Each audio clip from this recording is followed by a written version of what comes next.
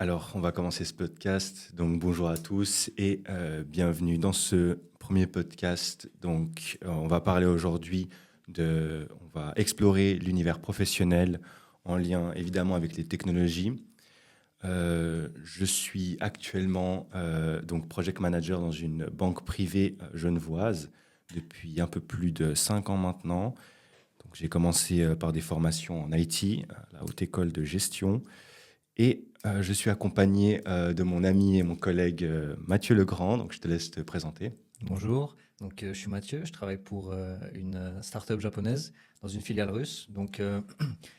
Je travaille principalement sur le développement de projets de finances décentralisées avec une équipe complètement remote, donc complètement en travail en distance.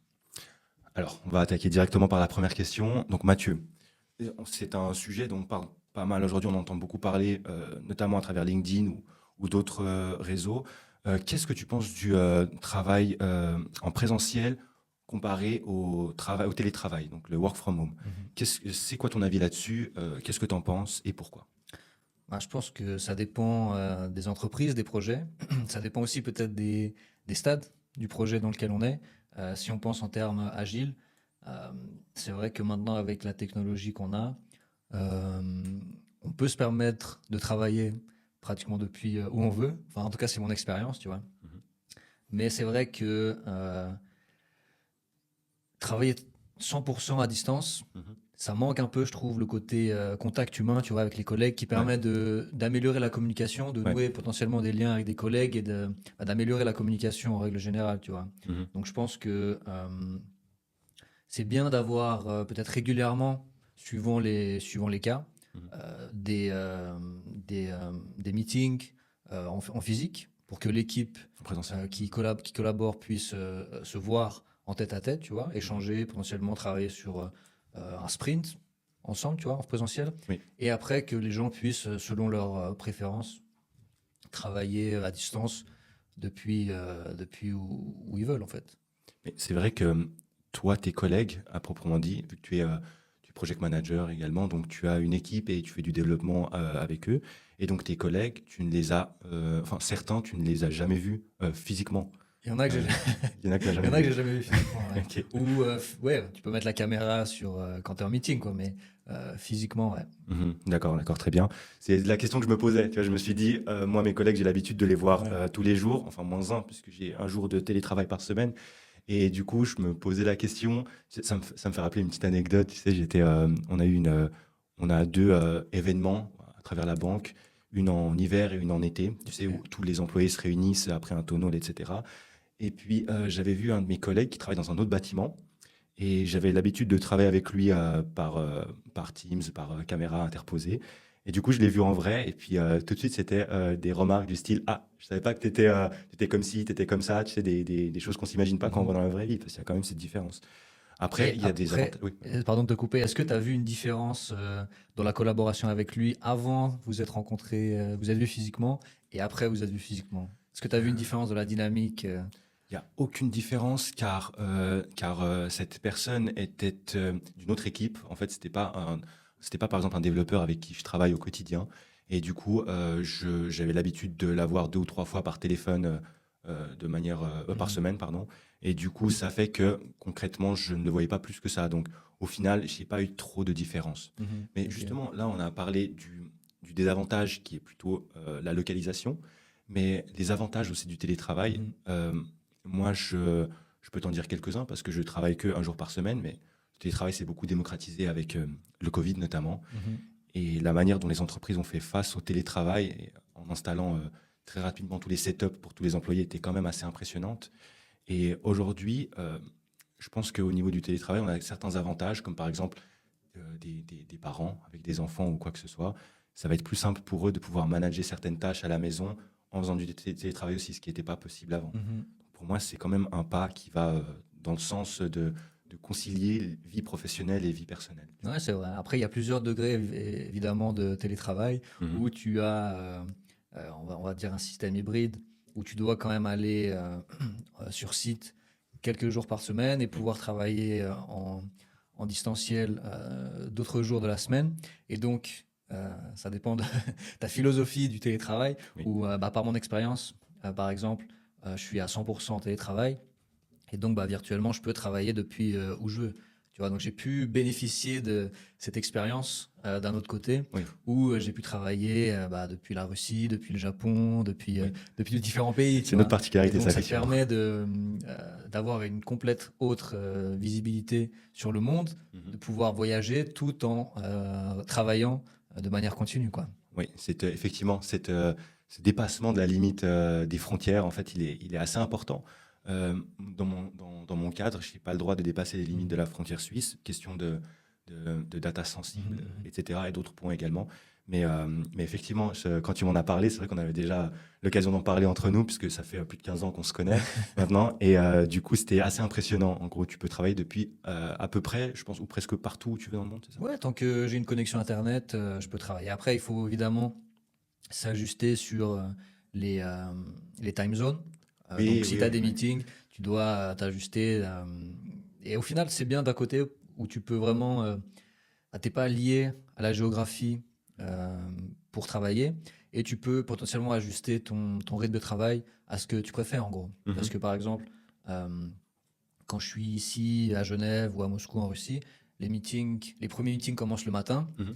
Et quand je travaillais depuis Tokyo au Japon, le premier meeting, il était à 4 heures du soir. Donc, le premier meeting à 4 heures du soir et le dernier, il se finissait à 20 heures, tu vois. Et Oui. donc, j'avais toute la journée, matin et début d'après-midi, pour vraiment me travailler, me focus, parce que les autres collègues, eux, étaient dans une time zone différente, tu vois. Donc, c'est vraiment, tu peux aussi ajuster comment tu préfères travailler en soi. Donc, en gros, c'est un système de flexi-time, grosso modo, par contre, qui sont orchestrés par tes meetings, grosso modo, c'est bien ça.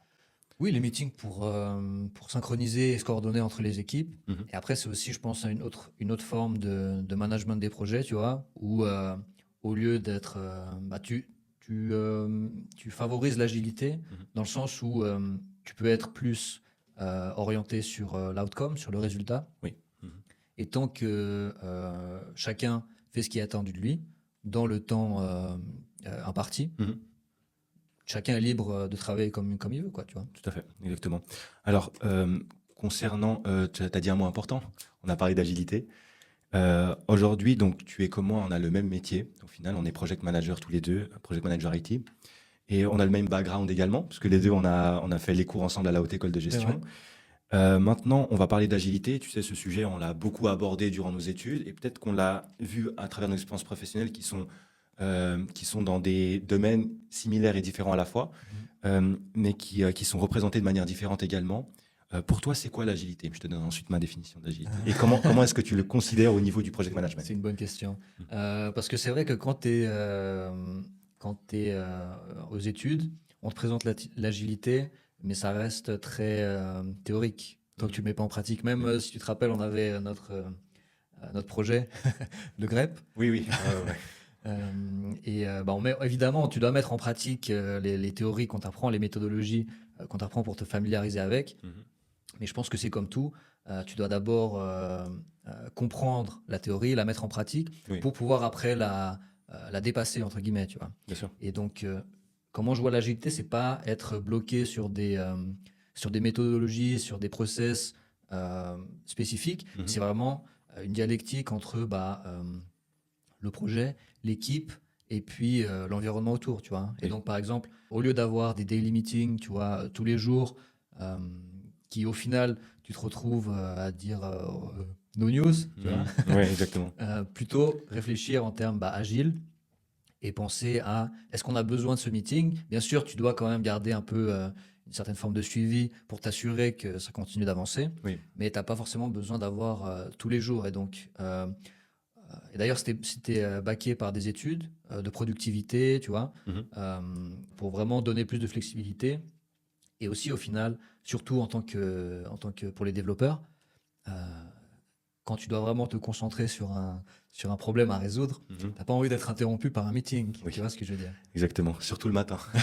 Parce que moi, j'ai toujours vu un problème dans ces daily meetings. C'est que selon ma propre expérience, on a un daily meeting qui a été quotidien, tu sais, Mhm. dans le stream auquel j'étais project manager. Donc, on avait 3 développeurs, grosso modo, et puis on avait un daily meeting qui est donc tous les jours, on se réunissait à 9h15 jusqu'à 9h30 pour parler de l'avancée des projets, voir les points bloqueurs, etc. Sauf que le souci là-dedans, c'est que déjà, je ne sais pas si tu as connu pareil, mais c'est que souvent, les daily meetings, au lieu de parler des highlights et énoncer les points bloqueurs et par la suite prendre ces points-là avec, entre les personnes concernées, eh ben, on s'attardait sur ces points techniques et donc ça en devenait presque des mini points projets pour voir des solutions techniques. C'est pas fait pour ça, grosso modo. Et donc on a fait face à pas mal de fois ce même problème. Et comme tu l'as dit également, nous aussi, donc je pense qu'on se réunit là-dessus, on se rejoint là-dessus, c'est que nous aussi, de notre côté, on a estimé que c'était peut-être trop un daily meeting par jour et que ça bloque un créneau et que même mentalement, tu as un créneau bloqué tous les matins, 9h15 à 9h30, ça te freine dans ce qui est pour moi, hein, personnellement, le moment le plus productif de la journée, c'est-à-dire le matin. Et donc, je te rejoins là-dessus. Je pense que trop suivre les processus, ça nuit justement au process agile. Il faut s'adapter, je pense, en fonction de l'équipe, des besoins et il n'y a pas de règle précise. Je suis d'accord avec toi. Et pour revenir sur, évidemment, j'ai aussi eu cette expérience avec le fait que tu pars trop dans les détails pendant le daily, tu vois. Et une des choses qu'on a faites aussi, c'est, en fait, si tu veux, l'organisation qu'on avait. Je pense qu'elle était trop horizontale dans le sens où tu développes un produit financier. Tu as la partie back-end, la partie front-end, la partie mobile et la partie web. Ouais. Et en gros, les équipes ne communiquaient entre elles, principalement, si pas seulement, de manière horizontale. Donc, on avait un daily avec l'équipe back-end, un daily avec l'équipe mobile, un autre daily avec l'équipe web. Et ça nuisait un peu à la communication et à l'optimisation, si tu veux, de progresser, de la coordination entre les gens. Ouais. Et ce qu'on a fait, du coup, c'est que au lieu d'être plutôt orienté horizontalement, on s'est plutôt orienté sur les produits, où tu peux avoir plusieurs produits qui tournent sur le même back-end. Donc, dans mon cas, la blockchain. Donc, tu as plusieurs produits qui tournent sur la blockchain en parallèle.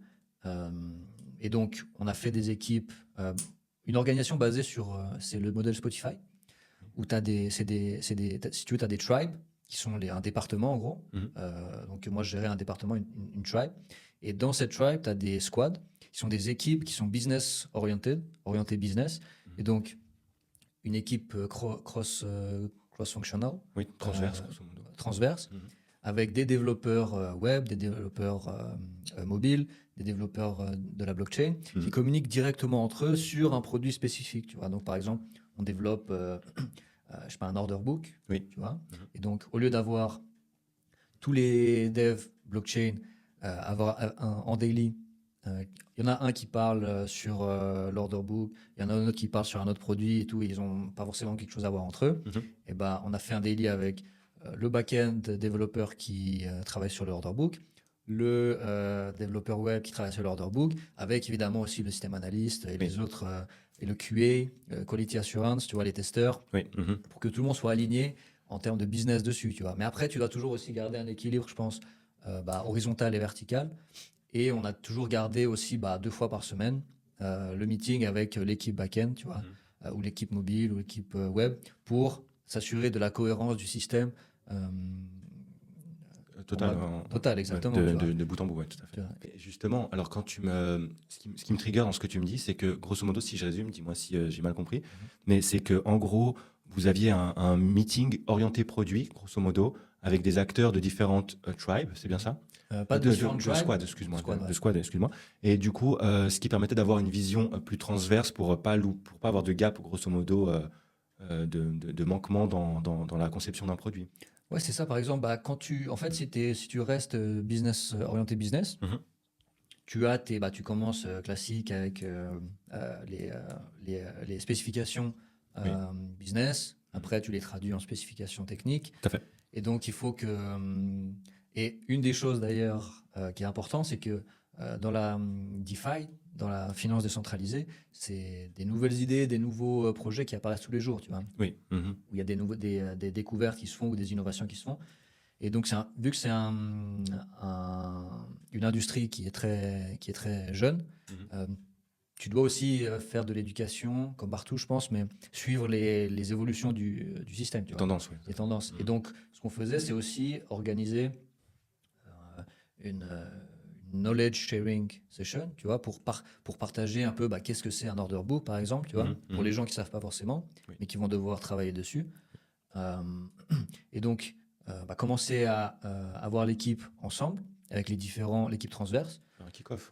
un kick-off, présenter qu'est-ce qu'un order book pour continuer sur cet exemple, tu vois, et après présenter à quoi ça sert pour que tout le monde vraiment comprenne quel est le but vraiment de construire ce produit, tu vois, parce que surtout quand tu es en start-up, d'ailleurs c'est un livre qui est très intéressant que je t'avais passé, je crois, Oui. de Lean Startup, Oui, tout à fait. où en tant que start-up, et d'ailleurs ça se démocratise de plus en plus dans les entreprises, c'est pas de savoir comment construire le produit, c'est de savoir est-ce que tu dois le construire dès le départ, tu vois. C'est ça, Est-ce exactement. qu'il y a une demande? Ça, c'est le but même d'un business analyst au final. Mais en parlant de ça, le besoin, tu vois, là on est fixé besoin. Aujourd'hui, en tant que project manager, moi, je vois pas comment tu peux être un project manager sans intégrer la partie business analyst. Tu sais, aujourd'hui, dès que tu vas gérer un projet, tu vas d'abord te demander pourquoi est-ce qu'on fait ce projet, tu es d'accord? Pourquoi est-ce qu'on le fait? À qui c'est destiné? Les stakeholders? Tu vas regarder quelles sont les manières de le faire? Est-ce qu'il n'y a pas déjà quelque chose qui existe dans ce style-là et toutes les questions qui en découlent?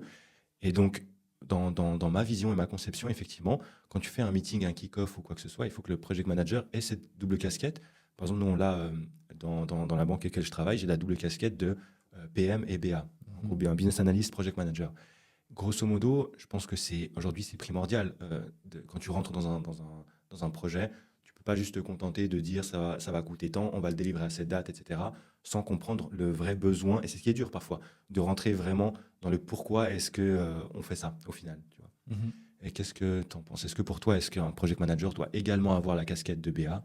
Ce qui doit également aussi, on peut agrandir le sujet, avoir quelques skills en développement, même si s'il n'est pas ingénieur pur technique, mais il doit quand même comprendre le code qui est fait pour pouvoir le challenger.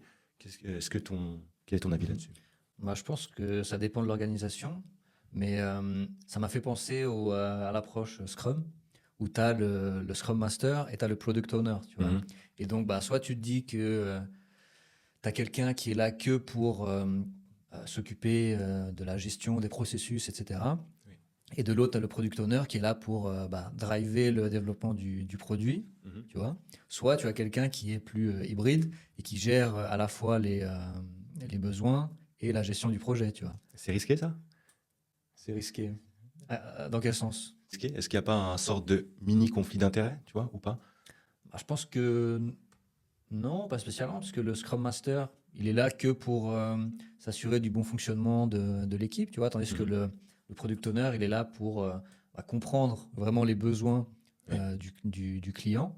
Il doit vraiment avoir l'expertise pour comprendre est-ce que c'est vraiment ce que... C'est aussi un aspect, une approche presque relationnelle, Ouais, tout à fait. où tu dois ne pas t'arrêter sur ce que le client te dit la première fois, mais tu dois essayer de comprendre vraiment, au final, le résultat qu'il veut atteindre, le job to be done, tu vois, pour essayer d'approcher avec lui peut-être que le client va te dire j'ai besoin de ça, parce qu'il pense qu'il a besoin de ça pour atteindre un but, alors qu'il y a d'autres moyens moins coûteux potentiellement, ou d'autres moyens d'atteindre ce but. Et donc c'est le product owner qui doit converser avec le client pour comprendre ça et discuter de la priorisation aussi avec le client pour le transmettre après à l'équipe. Tandis que, d'après ce que je comprends, le Scrum Master, il est là vraiment sans avoir vraiment besoin d'expertise. Tu vois, il est là comme un... Oui. Au final, tu pourrais te dire, bien que il y a quand même un aspect relationnel, qu'une IA, IA pourrait être Scrum Master. Ouais. C'est un sujet qui risque de faire débat. Mais par exemple, au niveau d'un Scrum Master, moi, je le vois aujourd'hui, un Scrum Master, comme un métronome, en fait. Si on fait une analogie avec la musique, je pense que le Scrum Master, il doit orienter justement le travail de l'équipe en définissant orienter, pardon, pas le travail de l'équipe, mais les processus de l'équipe au début, en recadrant à chaque fois pour qu'on puisse atteindre les bons processus du Scrum, pour qu'au final, on n'ait plus besoin de Scrum Master, tu vois. Comme un musicien, par exemple, qui utilise un métronome, pardon, au fur et à mesure, lorsqu'il est en train d'apprendre un morceau, et au bout d'un moment, il n'en a plus besoin parce qu'il s'est habitué à ce métronome-là et il sait exactement le tempo, etc. Ouais. Je le vois, un Scrum Master comme un métronome dans ce sens. On en vient aussi à l'idée des équipes autogérées, où tu sais que Oui. chaque membre de l'équipe connaît l'approche et connaît l'approche qu'on va utiliser. Mhm. Et donc, au final, tu n'as pas forcément besoin de quelqu'un pour guider Ouais, tout à fait. l'équipe dans les processus. Et donc, dans ce cas-là, bah, c'est vrai qu'il y a peut-être une évolution sur la gestion de projet où bah, il faut quelqu'un pour. Il faut peut-être. Bon, il y a toujours un leader Mhm. dans tous les cas Oui. qui soit plus actif ou réactif, mais qui gère les membres de l'équipe et qui s'assure que l'équipe bouge toujours dans la même direction, Oui, tout à mais en fait. leur donnant le maximum de liberté quand même, tu vois. Parce que Ouais, tu n'as pas envie d'avoir un du micromanagement. dictateur, du micromanagement Ouais, exactement. qui va impacter au final la productivité de l'équipe, tu vois. Tout à fait, exactement. Parce que le but, c'est d'aller dans la même direction tous ensemble, Mhm. le manager y compris. Donc c'est pour ça que je pense que c'est important aussi. Bah, d'ailleurs, je lisais un papier sur le principe de subsidiarité Mhm. où tu as les dirigeants, entre guillemets, qui donnent un objectif à atteindre Mhm. avec des ressources allouées. Oui. Et donc après, ceux qui gèrent le projet et donc qui doivent s'occuper d'atteindre l'objectif, Mhm. ils peuvent atteindre l'objectif avec les ressources allouées de la manière qu'ils jugent la plus adaptée, tu vois. Parce que Ouais. eux, ils ont une vision directement au plus proche du terrain, tu vois. Donc, un des points majeurs, c'est la prise de décision décentralisée, Mhm. où bah, certains s'occupent de définir la vision et la stratégie, Oui. et après, tu alloues les ressources. Et après, ceux qui sont au plus proche de l'action, de la décision à prendre, prennent cette décision, tu vois. Oui, oui, tout à fait. Je vois exactement ce que Et tu donc, veux c'est dire. comme ça que tu favorises aussi l'innovation, la collaboration et la motivation Mhm. entre les membres de l'équipe. Parce que si tu sais que tu as quelqu'un qui va te dire fais ci, fais ça, toi, Exactement. tu n'auras aucune motivation à prendre de l'initiative. Tu vois. Et au final, Exactement. ça va être détrimental sur l'équipe et le projet. Exactement. Et je pense qu'au début, peut-être quand tu as une position un peu plus junior, c'est un peu plus courant que tu aies, tu sais, ce cadre et cette direction qui est fait avec un suivi un peu plus quotidien ou hebdomadaire, on va dire. Parce que quotidien, c'est peut-être beaucoup, mais un suivi plus hebdomadaire ou 2 fois dans la semaine ou j'en sais rien. Mais un suivi qui est plus proche pour que tu puisses avoir les bonnes pratiques directement dès le début et que au final, tu puisses, à partir d'un moment, euh, voler entre guillemets tes propres ailes et vu que tu auras eu les bonnes pratiques dès le début, tu pourras gérer les projets, etc., à ta guise, sans ce fameux micromanagement. Mais il est de moins en moins présent, j'ai l'impression que les, dans les entreprises ou quoi que ce soit, j'ai l'impression qu'on se focus plus sur ce micromanagement et les gens ont compris qu'actuellement, ça ne marchait pas au final, d'avoir un suivi un peu trop régulier du budget, un peu trop régulier des pratiques, etc. Donc, je pense que ça va dans le bon sens. Enfin, je l'espère en tout cas. Certainement. Ouais. Après, c'est aussi, il y a beaucoup c'est de l'éducation autour de ça. Oui. Et puis c'est aussi, après, peut-être une question de la psychologie de chacun, tu vois, où tu as des psychologies différentes. Il y a des gens qui ont besoin d'avoir plus de contrôle, il y a des gens qui ont Mhm. besoin de moins de contrôle. Quand tu dis contrôle, on parle de feedback plutôt, je pense, ou contrôle de toutes les tâches. Oui, ça peut être du contrôle dans le sens où ils ont besoin de se sentir qu'ils ont la mainmise ou la maîtrise de ce Ah. qui se passe. Mhm. Ou peut-être ça peut être le besoin de plus lié à un stress Mhm. où ils veulent savoir que ça va pas mal tourner, tu vois. Oui. Donc ça se trouve, il y a même différents types de micromanagement, tu vois, en fonction de la personnalité des gens, en fait. Oui, tout à fait. Exactement, je vois ce que tu veux dire. En fait, ça dépend encore une fois, processus agile, hein. Ça dépend de la personne de la personne qu'on a en face de nous. Mhm. Effectivement. Tout à l'heure, on a parlé d'un point assez important, qui est l'IA. Où, donc, selon tes propos, pour te paraphraser, donc on a souvent eu ces discussions, toi et moi, hein, par rapport à l'IA.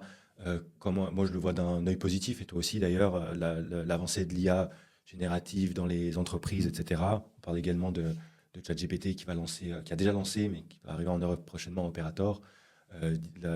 L'avancée de DeepSeek également.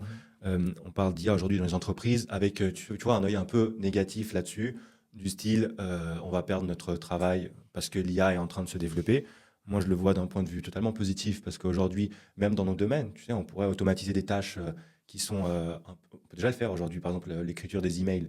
On peut déjà faire des emails avec l'IA, c'est un gain de temps incroyable. Parce que les emails, des fois, tu te plonges dans un email et tu te mets à la place de la personne qui va lire l'email pour te dire qu'est-ce que je dois écrire pour pas que la personne en face le prenne mal ou comprenne exactement mes propos. Donc, toi, c'est quoi ta vision par rapport à l'IA, surtout nous qui sommes dans le domaine technologique, grosso modo? C'est un peu vaste hein, C'est comme une question question, vaste, mais mais ouais. euh, bah, tu parlais du fait que il y a cette inquiétude que l'IA va remplacer des gens dans leur travail. Ouais. C'est une évolution technologique comme il y en a eu d'autres, je pense, tu vois. Comme Donc, l'ascenseur, par exemple. comme L'ascenseur. comme non, comme d'autres, comme Internet, Oui. tu vois, Mhm. comme l'automatisation. Euh, et donc c'est juste que bah, forcément il y a une inquiétude des gens qui vont perdre leur travail parce que l'IA peut les remplacer, mais c'est aussi à la société, aux gens de s'adapter Mhm. à la technologie. Donc tu, euh, tu iras. Mhm. Il y a d'autres jobs qui vont se créer Oui, c'est ça, exactement. avec l'IA, et c'est aussi bah, c'est le besoin d'éducation continue. Ouais, Tu vois, tu as exactement. besoin de rester euh, à Aware. jour sur ce qui se fait et puis de voir. Ça pose la question au final de euh, quelle valeur l'homme a, tu Oui, vois, dans la tout à fait. société. Et au final, même si l'IA peut remplacer l'homme sur certaines opérations, Mhm. et ben, ça permet aussi à chaque individu de se concentrer sur d'autres tâches sur Oui. lesquelles il peut avoir Ouais. plus d'impact. Mettre le Tu vois? focus plutôt sur les choses importantes que les tâches manuelles, au final, qui peuvent être automatisées. Moi, je Exact. vois l'IA rien de plus pour le moment que l'automatisation de tâches. Aujourd'hui, grâce à l'IA, par exemple, enfin, l'IA et même, tu te rappelles, on parlait des caisses automatiques. L'autre jour, on parlait des caisses automatiques qui sont en train d'être installées dans Mhm. presque tous les supermarchés. Bah, c'était très mal vu au début, du style, des gens ont perdu leur travail à cause des caisses automatiques. Mais ces mêmes gens-là, en fait, ils ont retrouvé d'autres jobs. En général, je dis en général, bien sûr, il y a des cas, ok, mais ils ont trouvé d'autres jobs dans la même entreprise et ils les ont redirigés vers d'autres postes qui étaient peut-être moins embêtants que de prendre des articles à la caisse. Et du coup, ça permet au final de rediriger l'effort manuel, en fait, sur des machines.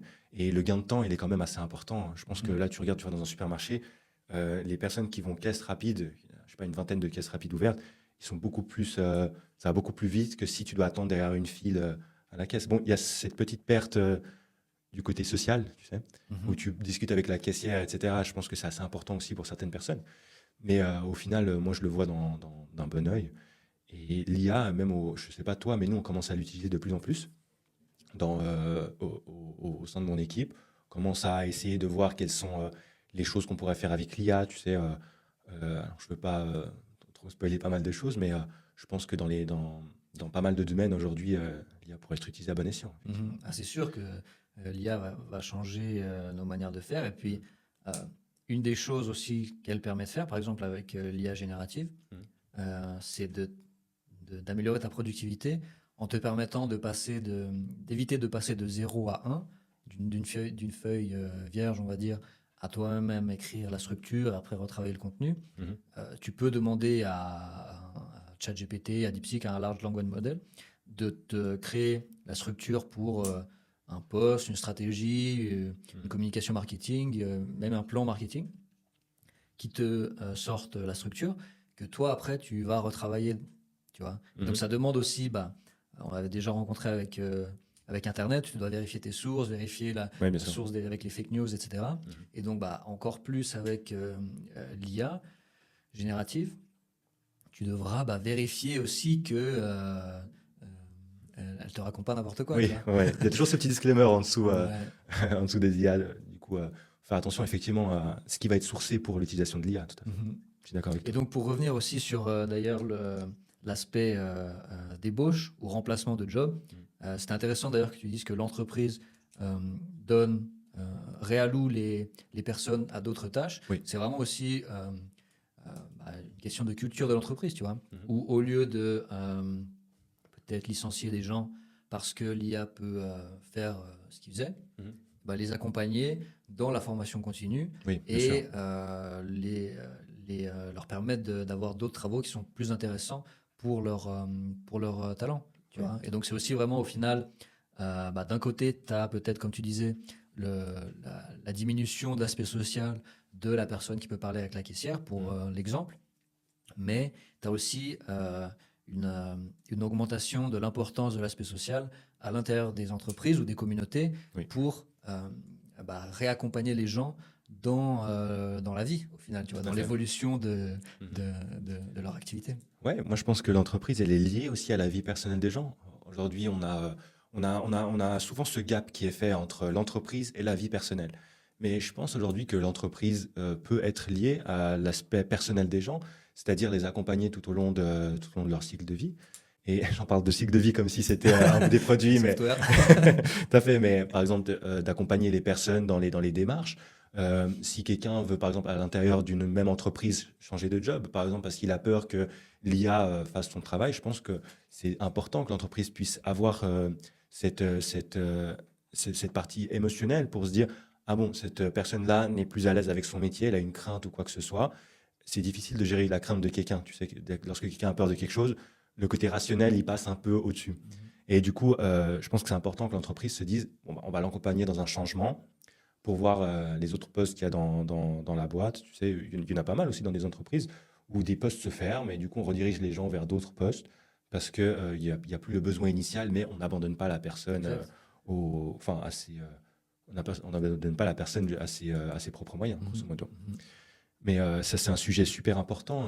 L'IA lié aux investissements également. Comment l'IA peut prédire les investissements, les taux de bourse, etc. Mais c'est peut-être quelque chose dont on parlera dans un autre podcast, je pense. Tu sais, il y avait également cette partie qu'on avait discuté, toi et moi ensemble, sur le côté open source, le code open source, et versus le code propriétaire. Toi, donc, actuellement, tu fonctionnes plus dans l'entreprise en open source et moi, je suis plus en code propriétaire, donc je pense qu'on va pouvoir en discuter. Qu'est-ce que tu peux me dire là-dessus? Oui, c'est vrai que nous, on travaille vraiment à 90% en open source, je dirais. C'est toute une philosophie, en fait, l'open source, tu vois, où tu te dis, d'un côté, il y a quand même un droit de savoir comment fonctionne le produit que tu utilises, tu vois. Ouais, tu as une application, encore plus dans les applications financières avec lesquelles on est familier, tu vois, oui. où c'est quand même critique pour l'utilisateur s'il a envie de savoir exactement comment fonctionne le programme, parce qu'au final, il touche à ses capitaux, tu vois. Donc, c'est quand même critique de savoir qu'il puisse voir comment ça fonctionne, tu vois. Et donc, il y a aussi l'aspect open source, pour en revenir au côté de l'importance de la communauté, tu vois, au côté humain dans le développement. C'est que avec de l'open source, tu peux travailler avec des gens qui ne sont pas forcément dans ton entreprise, tu vois, dans ton organisation. Donc typiquement, nous, tu vois, on développe, on va dire, l'infrastructure financière avec la blockchain, on développe les outils financiers avec lesquels d'autres entreprises, d'autres organisations peuvent construire sur le système financier, tu vois. Donc, on collabore avec eux et vu que le code est open source, ils peuvent contribuer au code sans être directement dans l'organisation, mais vu que c'est open source, ils ont aussi un intérêt à eux de se joindre à la communauté, tu vois. Et donc tu crées, avec l'open source, je pense que tu permets de créer des communautés plus facilement autour du logiciel, tu vois. Autour de technologie même particulièrement. Mais tu vois, cet aspect-là, moi, c'est ce qu'on se disait l'autre fois, c'est que de mon point de vue, si aujourd'hui tu as par exemple un client ou quoi que ce soit et qui utilise ton application, et ma question c'est quel est le besoin du client. L'aspect collaboratif, je suis d'accord avec toi, hein, c'est quelque chose d'assez sympa parce que tu peux justement inviter plusieurs personnes, tu n'es jamais tout seul grosso modo sur ton code. Sauf que aujourd'hui, par exemple, tu as un client qui utilise ton application et quel est son réel besoin de voir à travers le code. Tu vois, si tu as une entreprise derrière qui, par exemple, depuis des années est présente, c'est une grosse boîte qui est là depuis des années, elle a prouvé que c'est une entreprise qui est digne de confiance, elle a surmonté des défis, etc., à travers des dizaines d'années. Et du coup, est-ce que c'est un réel besoin? Je pense qu'on arrive quand même au cas par cas, comme on disait tout à l'heure, où en gros, tu as le client, dépendant de l'entreprise, tu peux avoir un client qui est peut-être plus orienté techno, qui a envie de voir l'open source et ce qui est le code derrière, donc c'est assez logique. Mais ça dépend, je pense, du domaine d'activité aussi. Oui, c'est vrai, bien sûr qu'il n'y a pas forcément le besoin de le voir, mais je pense pas que ce soit un besoin, mais ça peut être un droit. Oui, Tu oui, vois. un droit, oui. Le droit de voir comment ça fonctionne. Ouais. Au-delà de, bien sûr, on en parlait la dernière fois, euh, pas tout le monde a peut-être ni le temps, ni les connaissances pour pouvoir lire le code, tu vois. Mhm. Et bah là, on en revient aussi à On ce en qu'on vient à disait, l'IA. on On en en vient à revient l'IA. à l'IA, où on disait que bah, maintenant, avec les large language models, Mhm, mhm. bah, tu peux demander potentiellement à ton IA d'inspecter le code et Oui. de te faire une présentation de ci, de ça, de est-ce que tu vois des choses auxquelles je devrais m'inquiéter ou est-ce que tout fonctionne bien, tu vois. Tu peux même lui demander de t'écrire les specs qui ont été liés à ce code sur la partie Tu métier. peux faire du reverse engineering. Exactement. Et donc, ça pose aussi une question de sécurité, bien sûr, tu vois. Ouais. Mais après, tu as aussi de plus en plus, bah, tu as des programmes de white hacking Oui. où, bah, vu que ton code est open source, tout le monde peut le voir. Et il y a des hackers qui, bah, tu sais, as des hackers qui veulent hacker juste pour le plaisir de hacker, tu vois. Oui. Mhm. Et donc, bah, Pour l'ego. tu joues avec ça Oui. en créant un programme j'ai plus le nom en tête, de white hacking, en gros. Mhm. Tu dis, si vous trouvez un bug dans notre code, Mhm. eh ben, vous avez une récompense monétaire, tu Tout à vois. fait, ouais, exactement. Donc, Ouais, ça c'est... incentivise Mhm. les gens aussi à participer à créer une communauté, tu vois, au final, autour de ton code. Tu Ouais. peux avoir des gens qui ne sont pas dans ton entreprise, mais qui sont intéressés par ton projet, Mhm. tu vois, Oui. et qui veulent y contribuer de la manière dont ils peuvent, Bien sûr, tu vois. bien sûr. Et donc, j'étais intéressé d'ailleurs savoir si tu peux en parler. Vous touchez pas du tout à l'open source Alors, chez je ne vous? peux pas forcément en parler. Je peux pas forcément en parler, mais nous, on est plus axé pour le moment sur du code propriétaire, grosso modo. Ok. Mais sinon, je peux pas te dire Ouais, bien sûr. plus de choses. Mais c'est un sujet super important, en tout cas l'open source. Donc, on a parlé de la partie code propriétaire, open source, de l'IA. Je pense que tout ça, c'est des sujets super importants. Et on peut arriver à un autre sujet qui, je pense, va continuer sur peut-être prochainement un autre podcast parce qu'il est tellement large et tellement crucial dans le monde d'aujourd'hui. C'est le côté environnement. Mhm. Aujourd'hui, les technologies, est-ce qu'elles doivent s'orienter niveau environnement ou pas? Tu sais, là, c'est quelque chose que je peux en parler sans trop de soucis, mais les investissements tendent à être de plus en plus durables, et je pense que c'est bien. Tu sais, par exemple, les banques privées tendent à investir de plus en plus dans les, dans les, dans des classes d'actifs, etc., qui tendent à être plus durables, dans le sustainable. Et du coup, c'est un sujet, je pense, qui est en plein essor, et c'est logique vu le réchauffement climatique auquel on fait face. Est-ce que toi, d'après toi, on va aller de plus en plus dans ce sens-là, dans l'avenir, en parlant de, voilà, quand on développe, c'est même important au niveau du code. Quand tu développes, ne pas faire un code qui est trop grand, tu vois, pas faire 6 fois une procédure ou quoi que ce soit sans trop rentrer dans le technique, parce que ça va consommer plus d'énergie de lancer ce code-là, qui n'est pas optimisé au final, mais plus tendre à une manière de travailler qui est plus durable.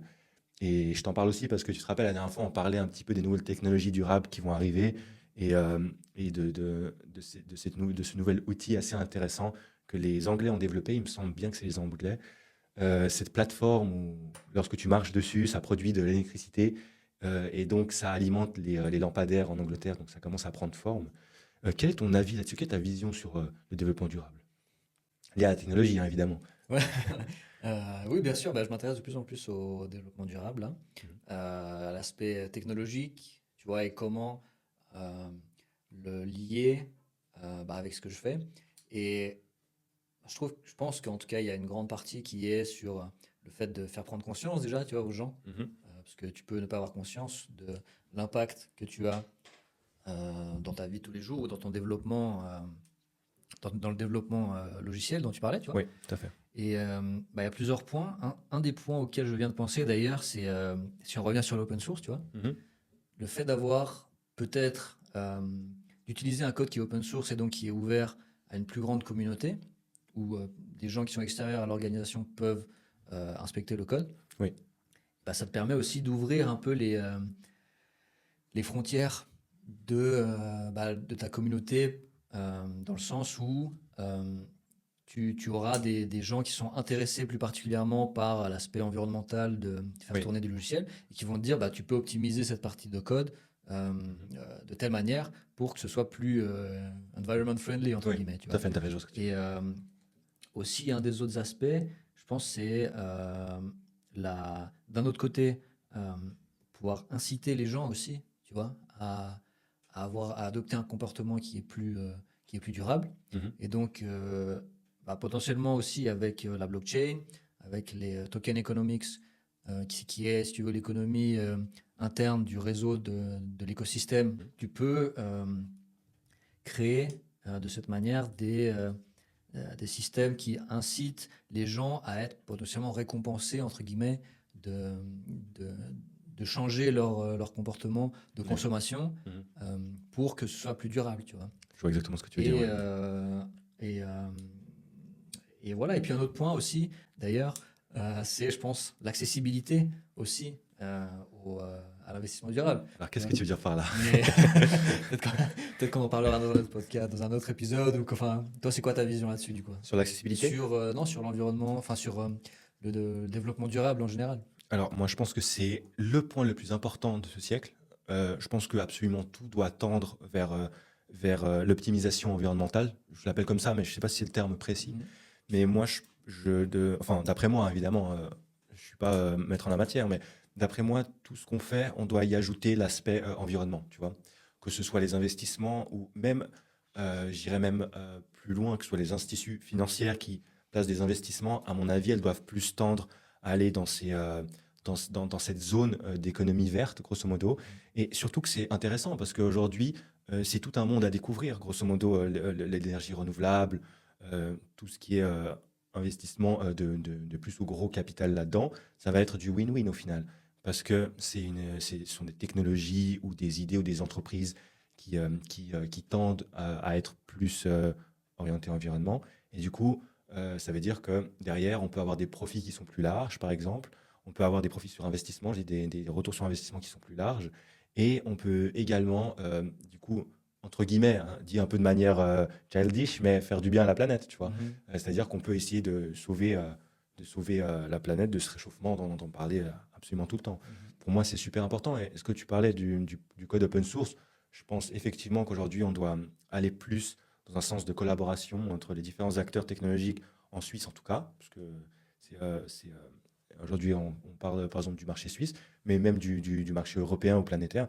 On doit aller plus dans une optimisation de code, ou une optimisation d'absolument tout ce qu'on peut pour réussir à réduire cet impact écologique. Mhm. Ou changer de manière de faire, par Ouais, exemple. oui, Tu bien vois, si sûr. tu te rappelles de cette analogie, euh, qu'on n'a pas inventé l'ampoule en améliorant la bougie. Oula, je n'avais pas entendu ceci. Elle date celle-là. Ouais. Ceux qui la connaissent la Ah bah je vais reconnaîtront. dormir moins bête ce soir. Mais c'est pour dire que, tu vois, c'est pas forcément en essayant d'optimiser au maximum que tu atteins le meilleur rendement. Peut-être des fois, tu as besoin Oui, de changer de paradigme. ouais, Tu je suis vois. d'accord, effectivement. Ouais. Ouais, je me suis mal exprimé, effectivement. Je pense que j'allais dans ce sens-là, effectivement. Je suis d'accord avec toi. Mais ok, donc ça, je pense qu'on en parlera dans un autre Ouais, ça vaut le podcast coup, parce je que c'est un pense. sujet tellement vaste Ouais. et peut-être avec d'autres personnes également Mhm. à voir par la suite. On va finir avec ce petit aspect développement personnel, si tu veux bien. Donc, c'est ce dont on discute assez fréquemment, toi et moi, au final. Euh, Explique-moi, c'est quoi ta routine, toi, aujourd'hui? Ma routine journalière. Ta routine journalière? Qu'est-ce que tu fais en te levant le matin? Qu'est-ce qui fait que tu arrives à être productif, en fait, Mhm. et à optimiser aussi, on a pas mal utilisé ce mot aujourd'hui, optimisation, mais à optimiser ton énergie et à le focus au bon endroit. Mhm. Et quelle est ta routine aujourd'hui? Je te Très dirai la bonne mienne après question, et on compare. avec plaisir. Euh, je suis toujours en période de calibration, je pense, Mhm.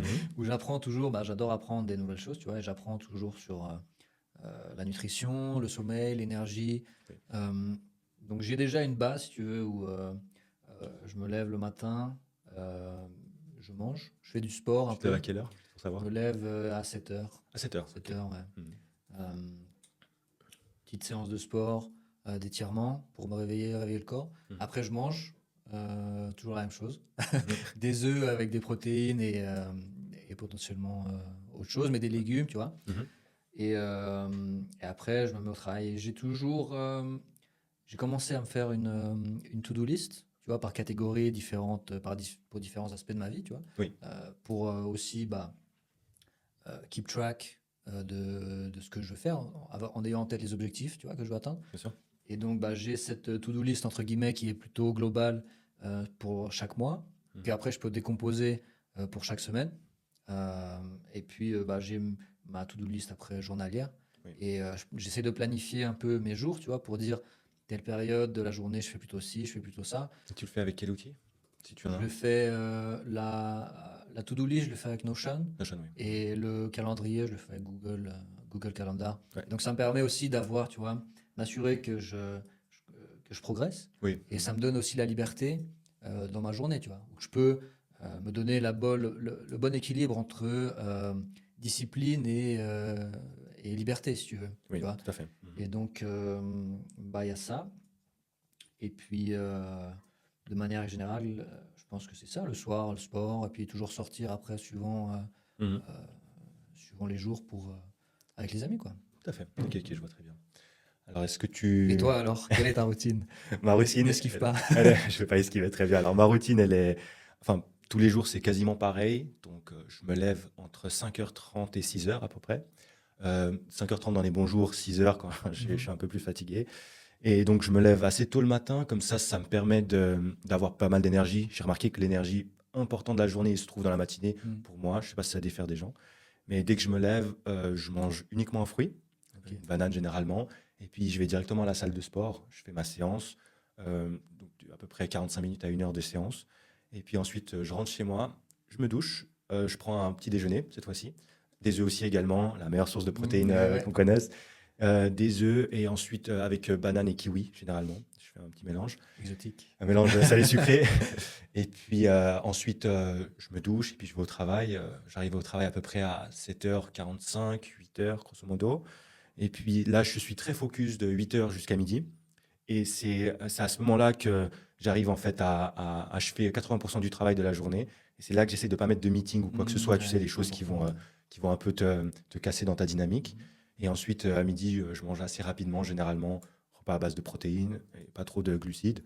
Et puis ensuite, je reprends la journée de travail, donc à partir de 12h30, 13h à peu près, jusqu'à 17h, 17h30 des fois, avec toute l'après-midi qui est séquencée de meetings. Grosso modo, c'est là où tu sais, la digestion fait que tu as moins d'énergie, ton énergie est concentrée sur digérer ce que tu as mangé, donc tu as un peu moins d'énergie, donc t'es plus, je suis plus facilement dans les meetings l'après-midi où on peut juste planifier des points, discuter, faire le point, etc., au lieu d'abattre du travail, ce que j'ai fait plutôt la matinée. Et ensuite, oui, pardon, je veux dire. Non, ça me fait penser que ça pose la question de l'utilité des meetings. Si tu les fais pendant que tu es moins vif d'esprit, entre guillemets, tu vois. Ouais. Il y a des meetings où tu dois prendre des décisions, Oui. mais c'est un autre sujet, peut-être on va pas s'éparpiller là-dessus. Mais... Effectivement, mais je vois exactement où tu vas en venir. Effectivement, je pense qu'il y a pas mal de meetings qui ne sont pas nécessaires, mais on en reparlera effectivement une autre fois. Mais oui, tout à fait. Parce que tu as moins d'énergie, effectivement, ça veut dire que derrière, c'est moins du travail abattu, mais c'est plus de l'organisation, quoi. Grosso modo, des meetings d'organisation, des kick-offs. Exactement. Et après, je rentre chez moi aux alentours des 17h30, 18h. Donc, je me fais à manger, encore repas à base de protéines, mais je mange plus léger qu'à midi. Comme ça me permet le soir de dormir un peu plus facilement. Et puis ensuite, le soir, je lis quelque chose, je fais mes activités un peu perso, et puis mes petites commandes sur Zalando. Et ensuite, j'essaie de m'endormir aux alentours des 22h. Comme ça, j'ai un sommeil de 7h, 7h30 à 8h à peu près, quotidiennement, quoi. Là, c'est important le sommeil. Ah oui, c'est super important, mais ça aussi, on va en parler une autre fois, effectivement. Alors, on arrive au terme de ce podcast. Donc, merci Mathieu. Merci à toi. C'était très sympa d'enfin mettre sur podcast des discussions qu'on a au bout d'un moment. J'espère que ça vous a également intéressé. Et puis, on continuera une prochaine fois sur un prochain épisode toujours lié à la technologie au monde d'aujourd'hui, peut-être avec d'autres invités. Je ne sais pas encore. Qui sait, on va organiser ça. Dites-nous en commentaire aussi ce que vous avez pensé de ces différents points. N'hésitez pas à nous revenir. On va répondre à tous les commentaires. Enfin, on va essayer de répondre à tous les commentaires. Et puis, on se reverra en pleine forme une prochaine fois, Mathieu. À bientôt. À bientôt.